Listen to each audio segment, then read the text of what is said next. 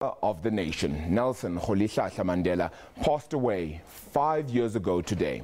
For the community of Qunu in the Western Cape, Mandela's birthplace, it was business as usual. The provincial government and the Nelson Mandela Museum commemorated the event with a walk from Madiba's home. The peace walk was aimed at reviving his spirit and even spreading peace. The turnout was small but meaningful. Let's turn our attention now to that, and we cross over to Zimkhita Manqinana in Mthatha in the Eastern Cape. Zimkhita, thank you so much for your time. Just detail proceedings for us today and how that peace walk went.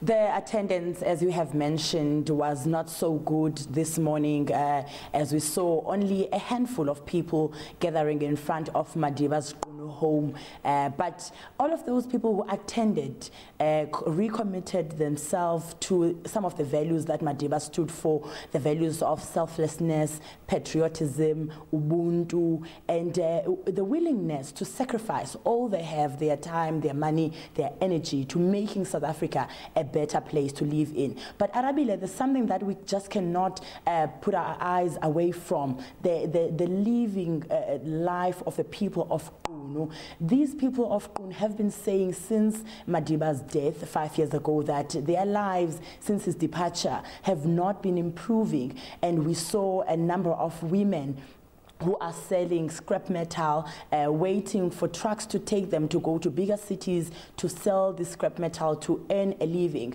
This is a situation that they are saying if Madiba was still alive, their situation would not be like this. This is the main reason why they are also saying that they are not taking part in walks like these ones that were held today, because they are saying that they attend these annual events when it's Madiba's birthday and when his death is being commemorated, but their lives remain the same. So they are deciding now to continue with their business as usual and let those who are organizing these events to continue being the ones who are participating in these events. Has the message then been heard by those responsible, whether it be the municipality, whether it be ward councillors, whether it even be government at large?